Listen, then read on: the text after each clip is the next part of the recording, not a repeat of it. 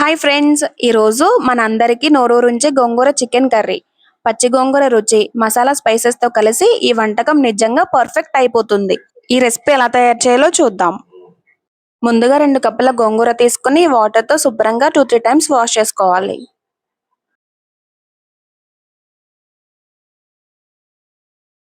Half KG chicken తీసుకుని 2-3 times శుభ్రంగా wash చేసుకుని పక్కన ఉంచుకుందాం.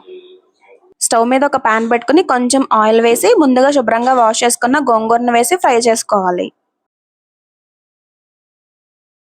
మధ్య మధ్యలో కలుపుతూ బాగా ఫ్రై చేసుకోవాలి.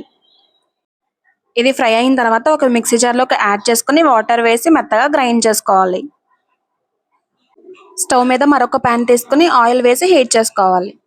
4 లవంగాలు, 3 ఇలాచి, 2 ఇంచుల దాల్చిన చెక్క, 4 బిర్యానీ ఆకులు, కొంచెం జీలకర్ర వేసి బాగా ఫ్రై చేయాలి. ఇవి బాగా ఫ్రై అయిన తర్వాత ఆనియన్స్ వేసుకుని ఫ్రై చేసుకోవాలి. పచ్చిమిర్చి ముక్కలు కూడా వేసుకుని బాగా ఫ్రై చేసుకోవాలి. 2 టేబుల్ స్పూన్స్ అల్లం వెల్లుల్లి పేస్ట్ యాడ్ చేసుకుని పచ్చివాసన పోయేంత వరకు బాగా ఫ్రై చేసుకోవాలి. మధ్య మధ్యలో కలుపుతూ ఆనియన్స్ అన్ని గోల్డెన్ బ్రౌన్ కలర్ వచ్చేంత వరకు బాగా ఫ్రై చేసుకుని 1 కప్ టమాటా పీసెస్ కూడా యాడ్ చేసుకుని బాగా ఫ్రై చేసుకోవాలి.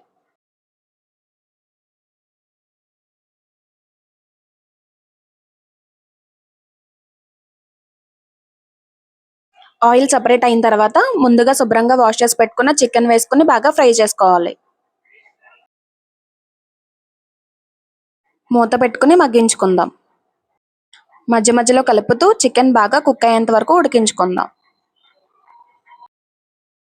చికెన్ బాగా కుక్ అయిన తర్వాత పావు టీ స్పూన్ పసుపు, 3 tablespoons red chilli powder, 2 tablespoons salt, 1 teaspoon ధనియాల పొడి, 2 tablespoons garam masala add చేసుకుని బాగా మిక్స్ చేసుకుని ఫ్రై చేసుకుందాం. మధ్య మధ్యలో కలుపుతూ ఈ మసాలా అంతా ముక్కలకు బాగా పట్టేంత వరకు మగ్గించుకోవాలి. ఆ తర్వాత మనం ముందుగా సిద్ధం చేసుకున్న గోంగూర పేస్ట్ యాడ్ చేసుకుని బాగా మిక్స్ చేసుకోవాలి.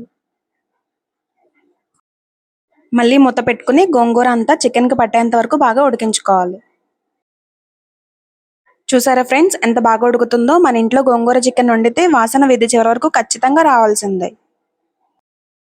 ఇప్పుడు కొంచెం వాటర్ యాడ్ చేసుకుని బాగా మిక్స్ చేసుకుని మూత పెట్టుకుని మగ్గించుకుందాం.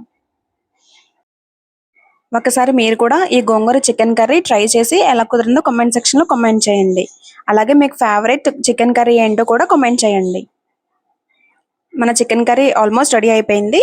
ఫైనల్గా దీంట్లో ఒక పావు టీ స్పూన్ మిరియాల పొడి యాడ్ చేసుకుని ఒకసారి బాగా మిక్స్ చేసుకుని ఉడికించుకుందాం. ఇదిగో మన ఆంధ్ర స్పెషల్ గోంగూర చికెన్ కర్రీ రెడీ అయిపోయింది. చపాతీ లేదా రైస్తో అసలు ఎంత బాగుంటుందో. మీరు కూడా ఒకసారి ట్రై చేయండి. మీ అభిప్రాయాలు కామెంట్స్లో చెప్పండి. వీడియో నచ్చితే లైక్ చేయండి, షేర్ చేయండి. మా ఛానల్ ఈశ్వర్ హోమ్ ఫుడ్స్కి సబ్స్క్రైబ్ చేయండి. మళ్ళీ మరొక రుచికరమైన వంటతో కలుద్దాం.